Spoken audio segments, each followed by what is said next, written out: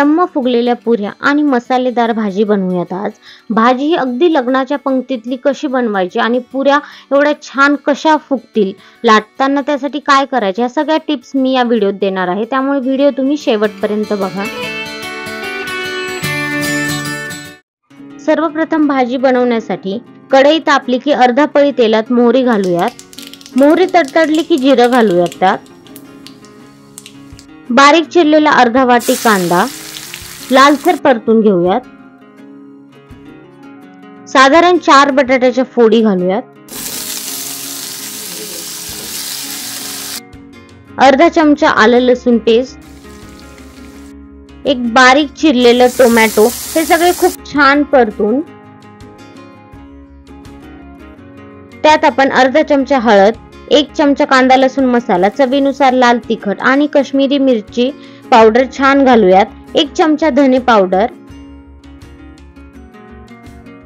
2 चमचे किसलेले खोबरे, हे सगळे खूप छान परतून त्यात 1.5 ते 2 ग्लास पाणी आणि चवीनुसार मीठ घालूयात। आता उत्तम चव येण्यासाठी अर्धा चमचा कसुरी मेथी दोन्ही हाताने छान बारीक करून घालायची, यामुळे आपण लग्नात खातो अगदी तशी चव येते भाजीला।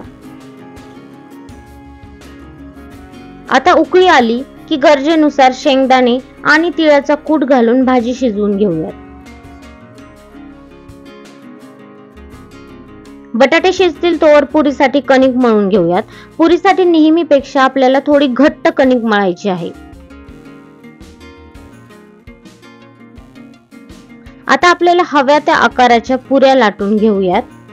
पुऱ्या छान फुगण्यासाठी एक टिप देते मी की पुऱ्या लाटताना आपण त्या थोड्या जाड लाटायच्या आहेत नेहमीपेक्षा, म्हणजे त्या खूप छान फुगतात आणि बराच वेळ फुगलेल्याच राहतात। पुऱ्या छान लालसर तळून घ्यायच्या आहेत आपल्याला।